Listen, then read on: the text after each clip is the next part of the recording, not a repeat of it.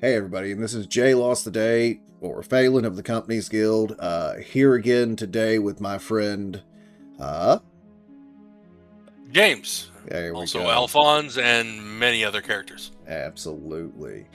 Today, I think we're going to cover a fun subject that we together, I think because of the fact that we've done this, it seems like a very interesting perspective to cover, which is DMing a connected game for the same group as two different DMs. So I think that's kind of an interesting thing. What about you, James? Yeah, it's amazing the crossover and just it's fun for the players as well when you throw in these little Easter eggs from their past that actually matter somewhat. Mm-hmm. Mm-hmm. It has It's like been a very tribute. fun. It has been very fun, especially since your game was first. Now my game is running, and to go back and just be able to throw those little Easter eggs at people, just for the fun of it, has been very great. Up to and not including the idea of the stories that the characters were going to write are actively like existent in this storyline. So that was very fun. But starting with you, I guess. What do you think is the first thing that we should cover here? The number one for me is the thing that makes it great is the growth. Mm-hmm. As you progress along, let's see if we can go points here. Uh, for each individual player, you can find out when you have so long and multiple stages of campaigns, like I did with uh, the Silver Isles, the First Ripple, the Paradox Maelstrom, and now King's Fall and oh god, I'm blanking. The other Shadow's one, Fall. Shadows Fall. Yeah. Yeah. Um, yeah. You get to see in each one where uh, each individual player what they like and what they don't like, their strengths, where they shine. Mm-hmm. Um, um, you can focus, which you have in several of these towns, on individuals. Like, oh, wait a minute, your siblings are actually here that you haven't seen in forever. I bet you that person is going to be active this section Oh yeah, of the yeah. campaign. Oh yeah. No, Um, that's been a definite fun thing, especially. That's a thing you can do in any campaign, though. Really, is just using that specific technique for building your world. Is they travel into a town. What's to say that uh, one of their family members, whether it be a brother or an uncle or uh, any type or number of connections there, what's to say they haven't moved and now they live in this town instead of and the town they were in. we've run into NPCs that were player characters in from Shadows Fall to King's Fall. Mm-hmm. Um, that was interesting, and I know one of our players was over in his side of the world going, "Yay!" Yeah, no, absolutely, absolutely. That is, yeah, that is a definite fun thing, especially with connected stories like that. Is just be the amount of lore that you have to throw around just gives you so much freedom to just pick and choose where to move things and how to implement them as the story goes on, up to and including, like you said, like PCs, past player characters, and what they've been up to, what happened to them, did they do well, did they fall, uh, did they inevitably die, any number of things. On growth, the last thing I've got is familiarity, and what I mean by that is the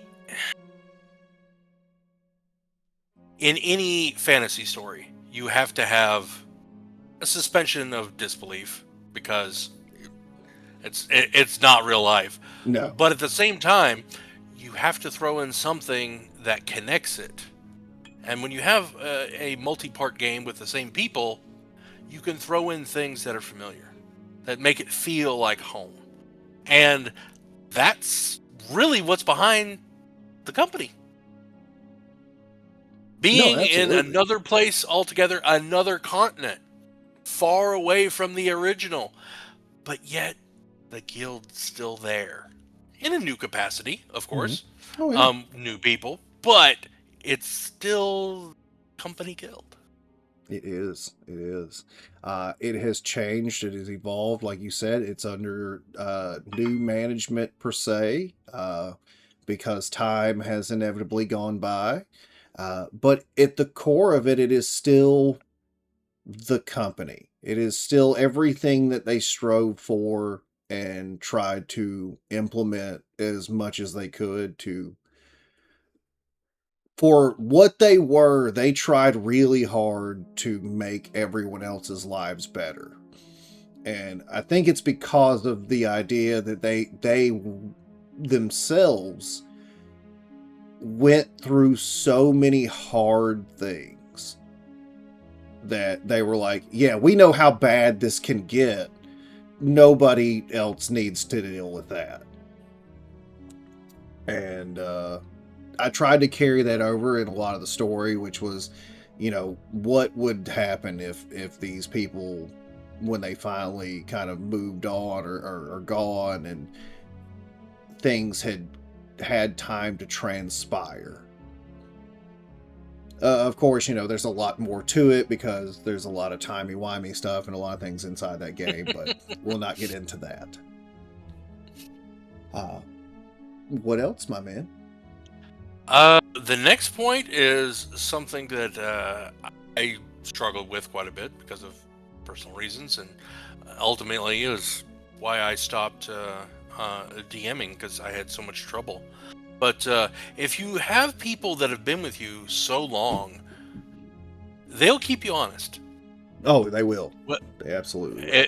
if you mess up on a rule, there's a discussion. We're gonna find out, and yeah, absolutely. If somebody can throw me a page number or have a discussion and it's a majority rule, like, I'm overthrown. Yeah.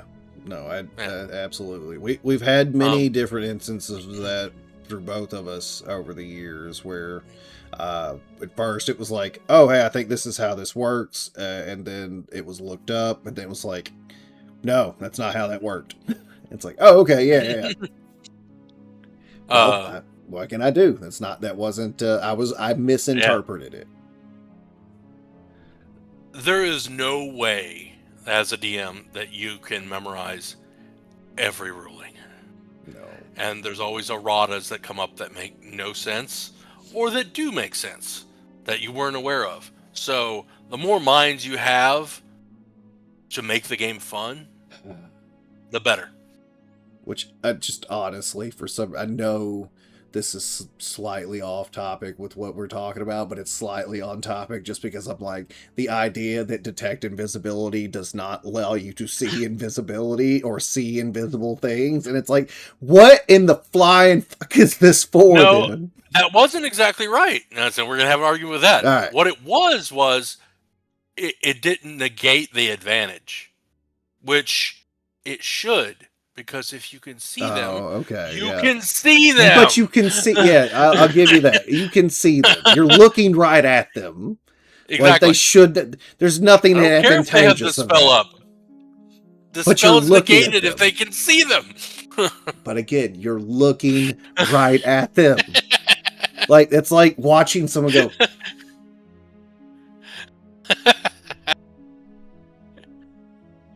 and just slide away, and then just be like, no, I totally didn't see that. Yeah. Austin Powers or Mr. Bean type effect. Like, Yeah, I can that's see you, right? like this is.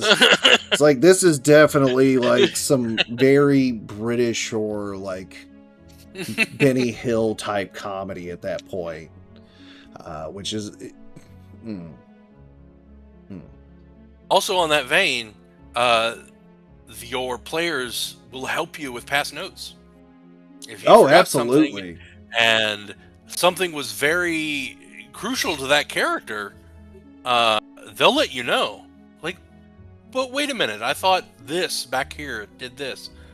You are right. We're going to stop. We're going to rewind that. Let's go. I will be honest with you. Here's the thing.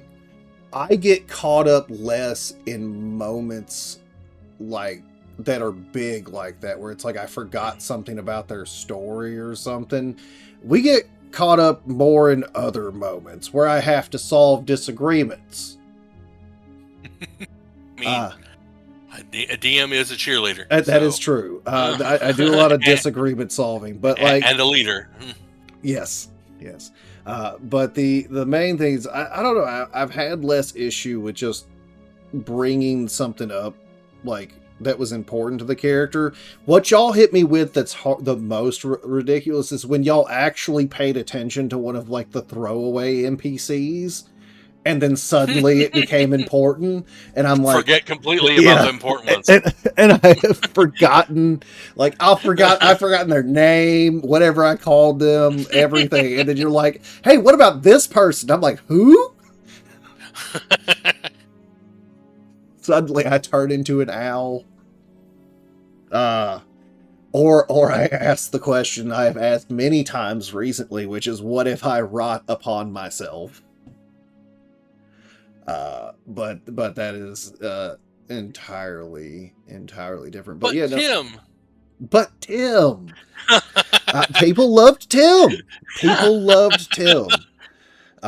Everybody likes Zamboni pretty well too.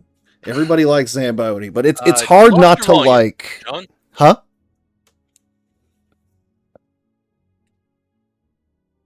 You got it? Yeah, that was okay. on my end. Sorry. No, that's fine. But Zamboni, yeah, people seem to like him quite a bit. But the thing about it is, it's hard not to Funny like. and animated. Why wouldn't you? Yeah, that's the thing. It's hard not to like funny, animated, interesting guy that insults you while giving you the greatest deal. And and like the thing is, I think it would come off worse if like when he was insulting you, it didn't feel like he was just messing around. But because the way the character like comes off, it's like you can tell everything he's saying to you is just a joke and he's messing with you, and then turns out to be like one of the nicest people. I'll give you an example. I know you're going to recognize the character, but for the life of me, I can't think of his name. The coffin salesman. Oh yeah, I can't remember his name either, but I remember that dude. He had No clue. dude. He had I remember the description to a T. He had like the taunted, like, messed up like suit on, like that looked like it hadn't been washed, and like had the wild hair with like the top hat. Nobody could understand him. Yeah, nobody could understand one him. of our players nuts. It was so fucking funny. Because, like, the funniest part was I was standing there while they were purchasing this coffin from him and could not, like, understand, couldn't do it. And, like, the whole time I'm standing there, he has this shovel in his hand, like, while he's talking to him. And I was like, oh, I get what he just said. Like, it's really janky, but, like, I understand what was just said. He got a great deal on that coffin. It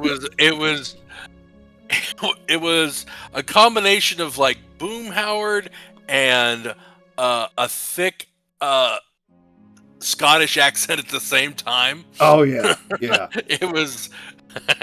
I have also done a character like that where he was traveling along with a gentleman and he was his companion, and when turned to ask him, he talked to him and it was so incoherent, people were like, what?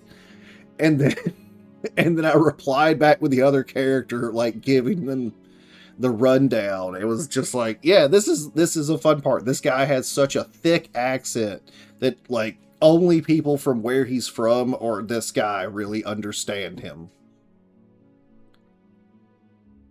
Also, as you're going along, especially when your players get more familiar and you've been in a long campaign, when you start another one, they're more open to give you suggestions for the future. Here's how I think this character should go forward. Here's what I'd like to have. Would you like to have, love interest? Would you like to have the more like input you can give to the DM, the more they can play, the more Oh, they can play and absolutely. add into the campaign. I mean, admittedly, there is that. Like, the more information moving along, especially when you're with the same group and you're doing continuous campaigns like that, you have the freedom of getting that information from each one of your players. At the same time, you also get the joy that sometimes is just, hey, here's what little bit of backstory I have for the character. Have fun. And as the DM at that point, that is a thing when someone just goes, yeah, just do what you want. And you're like, okay, so I'm creating your backstory, essentially. Fine, I got you.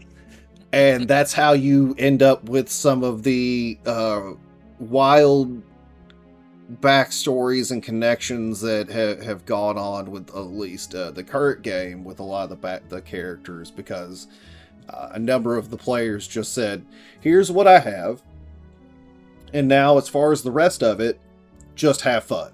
And I went, I got you. And I think everybody has been very even to this day, I don't know exactly the very beginnings of Abraxas. Yeah, no. Like there's stuff in there I don't know at this point. I'm glad I don't know. It leaves a reveal for the future. We have been on this game for about 3 years now, and we played that Shadows Fall when we left it off, and we were going to come back, but then we ended up playing this one. We got to go back to it. And I think 4 years later, I'm still holding on to a bunch of information about characters and things like that for that game, but I'm just like, oh, you wait, buddy. There's still a ton of plans. information to get on my current character, Dalavash. I was gonna say that's the other thing is we are at level 14, moving to 15 now, and honestly, like, with the way that things have been going, and even with the amount of story y'all have gotten so far, I think I've done a pretty good job at keeping, even with that, just letting it be known how much more lore and how much more stuff there really is to delve into. Even from what we've done, and I feel like, in Brandon commented in that video we did with him, which is, there's been a mix of genres and a lot of things go on throughout the game. So even with everything that's happened, y'all have got a ton of different information and lore and all sorts of stuff, and there is so much more still coming up, and I think that is just a joyous thing that, like you said, I still have a lot of surprises coming for y'all. Even with all of the fun things, how much do you like seeing the stuff from your games pop up into mine? Like a little schoolgirl. Squee! Absolutely. It is fantastic. Well, guys, I think we have rambled probably long enough at this point. We're going to start wrapping it up. James, do you have any final words? For you adventurers out there, luck in battle. Absolutely. And from Jay, Phelan, take care. Have a wonderful day. And hopefully we see you on the next one.